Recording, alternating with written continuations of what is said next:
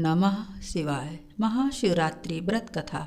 शिव पुराण के अनुसार एक नगर में चित्रभानु नामक शिकारी परिवार के साथ रहता था।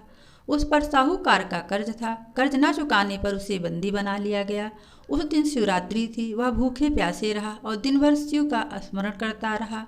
शाम को साहूकार ने चित्रभानु को छोड़ दिया और एक दिन के अंदर कर्ज चुकाने को कहा। उसी हालत में चित्रभानु जंगल की ओर गया ताकि कोई शिकार मिल जाए। रात हो गई लेकिन कुछ हाथ नहीं लगा।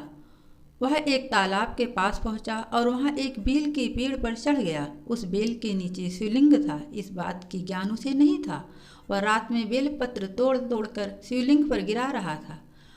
उसने दिन और रात कुछ भी नहीं खाया था। ऐसे में उससे शिवरात्रि का व्रत हो गया और बेलपत्र से शिव पूजन।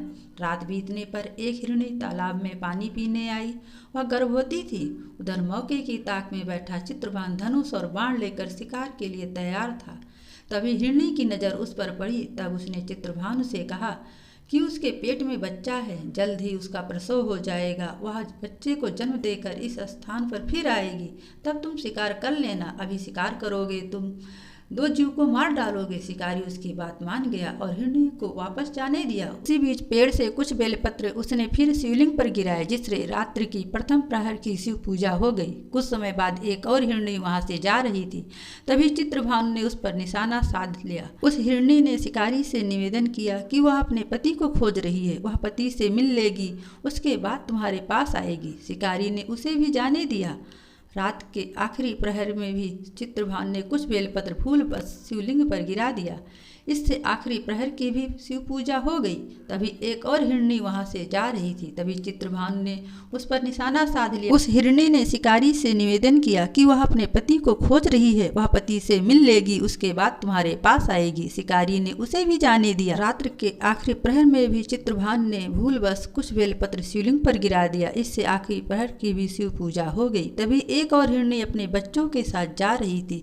उसने भी शिकारी से कहा, उसे छोड़ दो, बच्चों को के पिता के पास देकर आएगी, तब तुम शिकार कर लेना। चित्रभानु ने कहा, तुमसे पहले भी मैं 2 शिकार छोड़ चुका हूँ, अब वह गलती नहीं करूंगा। हिरणी ने कहा, मैं वचन की पक्की हूँ, जरूर लौट कर आऊंगी। वह भी चली गई। इधर शिकारी का शिव पूजा और रात्रि जागरण अनजाने में हो गया। सुबह होते ही एक हिरण वहां से गुजरा तो शिकारी ने उसका शिकार करने का मन बना लिया।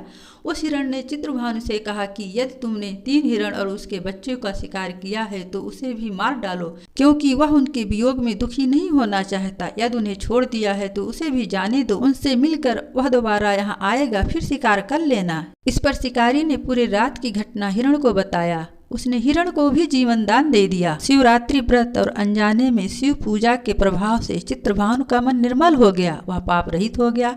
कुछ समय बाद वह हिरण अपने पूरे परिवार के साथ शिकारी के सामने आ गया ताकि वह उनका शिकार कर ले और उसका वचन पूरा हो जाए। हिरण और उसके परिवार की वचनबद्धता देखकर चित्रभानु को बहुत ही दुख हुआ। आत्मग्लानि के कारण चित्रभानु ने उस हिरण परिवार को जीवन दान दे दिया। अनजाने में ही शिवरात्रि व्रत करने से चित्रभानु को पुण्य का लाभ हुआ। मृत्यु के बाद शिवगण उसकी आत्मा को अपने साथ लेकर शिवलोक चले गए। व्रत कथा आपको पसंद आई हो तो लाइक, सब्सक्राइब और शेयर जरूर कीजिए। Thank you.